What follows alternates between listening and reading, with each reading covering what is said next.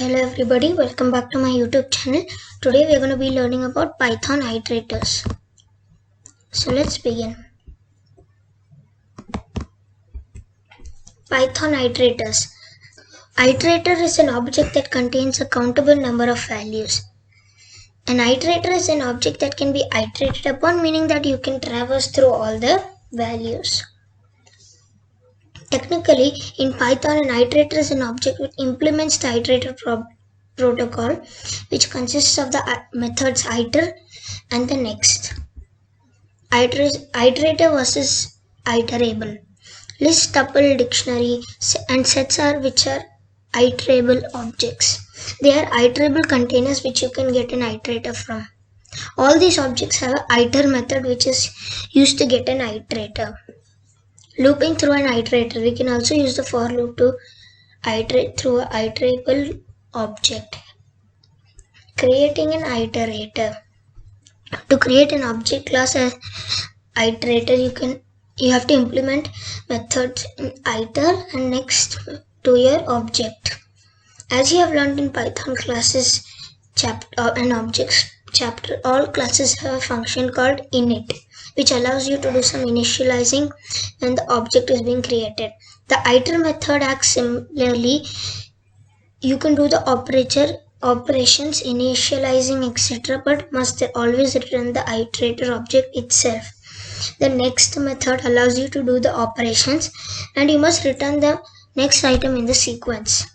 Stop iteration. For example, above would continue forever if we had the next statements or if we had used in a for loop. To prevent the iteration to go on forever, you can use the stop iteration statement. In the next method, we can add a terminating condition to raise an array if the action is done in a specified number of times. Now we are going to get into the code. So let us type Jupyter Notebook.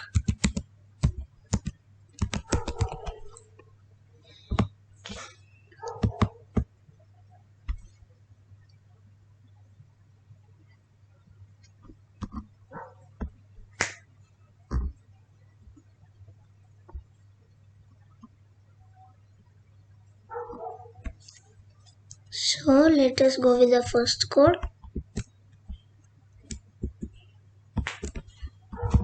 That is my tuple. We are using a tuple to iterate it.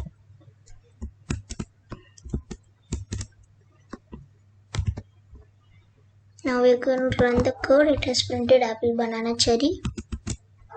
Next is with strings. We are going to iterate it. I think so it is going to iterate it many times. Yes. That was depending on how many times we have written it. I think so it will separate it that many times. Next is iterating through an iterable. Third, we have used for loop and we have iterated through the iterable method. Next is my string banana. So we are looping through it.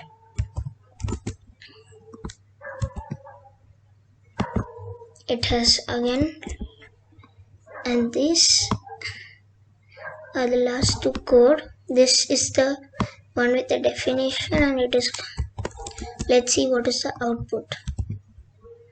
If we run it, yes, it has printed my 1, 2, 3, 4, 5. Next is stop iteration so it does not continue forever. And now it has gone till 20 and it has stopped iterating. So that is it for this video. Please like, share and subscribe.